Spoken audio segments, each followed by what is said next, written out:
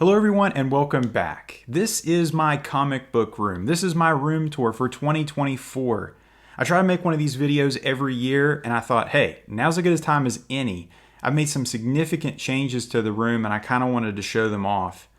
The first big change is this wall here, and these are all comic books in comic capsules. The other sides of this room have not changed significantly, just some different books on the wall. Some statues in the similar places. I've got all my little figurines on the fireplace mantle, my Absolute collection here on the wall, and this beautiful bookshelf, and our spiral staircase that leads down into the Sticky Goose Man Cave. But if you watch my videos, this is the wall that you will see, and it is an awesome wall. So what I'm able to do is basically display these books as if they were graded, encapsulated, but instead have them in protective cases. They are called comic capsules. The book kind of slides down in there and it snaps shut, and it has this awesome black border. There are, I believe, 56 comic books on this wall.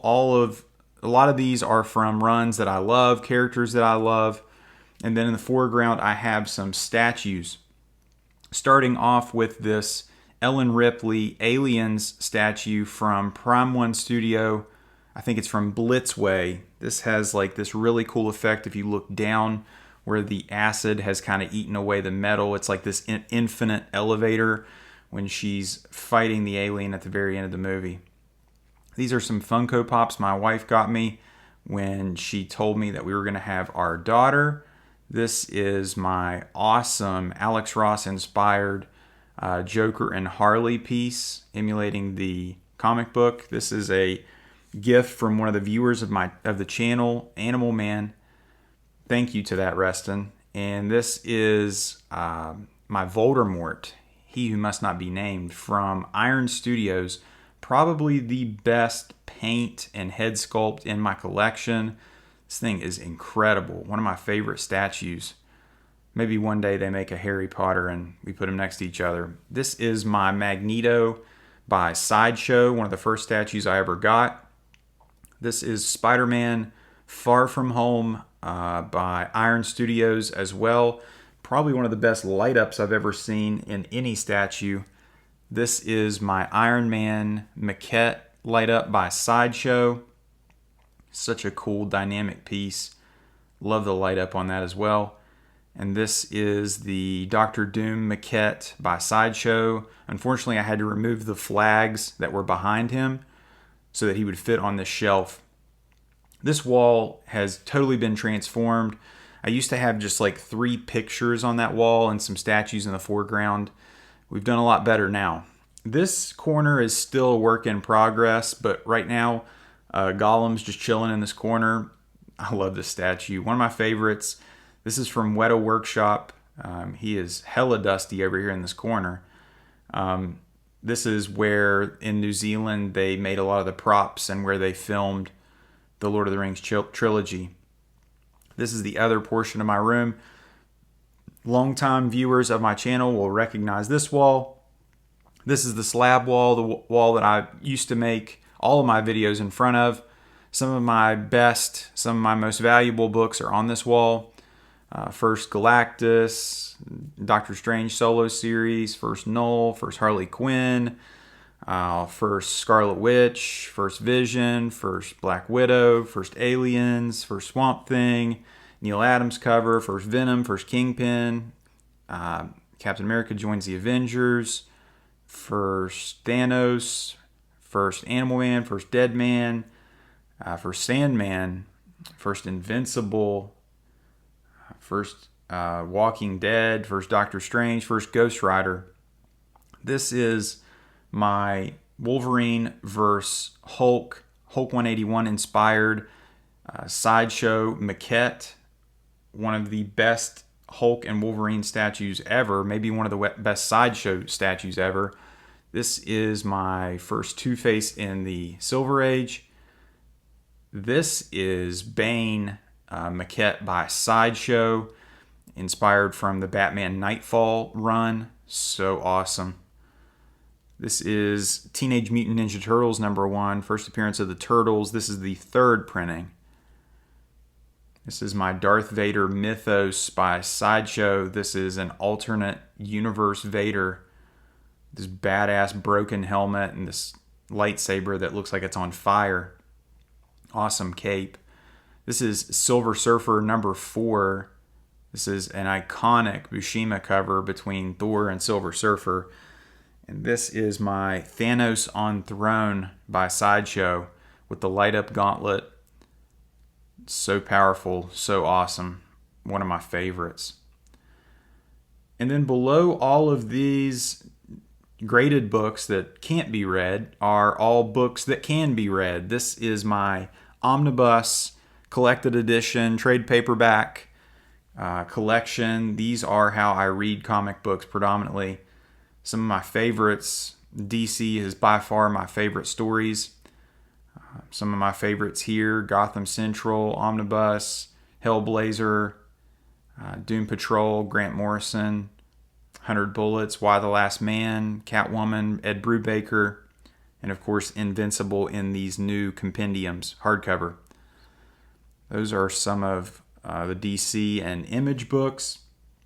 And then on the other side, I have the Marvel books. I've actually sold quite a few Omnibus to buy more. Some of my favorites here are Alias, Ed Brubaker's Daredevil, Thor by Jason Aaron, Planet Hulk, Infinity Gauntlet series, Fear Agent, so good, Sweet Tooth, so good, Scott Pilgrim in these cute little compendiums there, Mighty Thor by Walt Simonson, Immortal Iron Fist, excellent, Miracle Man, Hawkeye, so good, must reads, Moon Knight, one of my favorites, The Crow, Mr. Miracle, so many great stories. And this has been one of the big changes down here. I actually have a comfortable, nice, lazy boy recliner that I can come down here, edit my videos, chill, read my comics, and that has been a lot better than sitting in a computer chair. This is my Poison Ivy by Prime One. Most of these statues on this side of the room are from Prime One. They have these just epic bases that tell a story. She is so awesome. One of my favorites. And this is the Joker, inspired by Lee Bermejo. He and Brian Azzarello make some awesome comic books. And this is a awesome interpretation of the Joker. This is my Alex Ross signed, numbered picture of the Avengers. This is framed. Hobby Lobby did these frames. They did an incredible job. This is a Detective Comics 1000 Batman inspired by Jason Fabok. This is an incredible piece. So dynamic with the cape. And then I have another Batman in a 1/3 scale. This is Frank Miller, Dark Knight inspired. When he in the first book, where he is standing on this bird, eagle, perched up there with this grappling gun. Such an iconic scene. One of the best, if not one of the best comic books of all time. And this is the Justice League of America staring back at the Avengers. These kind of matching compendium or matching pieces. This is my Blade by PCS. This is inspired. This is like from the Gamerverse, but it's obviously Wesley Snipes. I mean, you can just tell in the portrait it's him. With these demon vampires like reaching out trying to grab him. He's got this awesome like sword and guns holstered. And this is Guts from Berserk, my favorite manga of all time. An incredible piece that tells a story in and of itself, regardless of whether you know what this is from or not.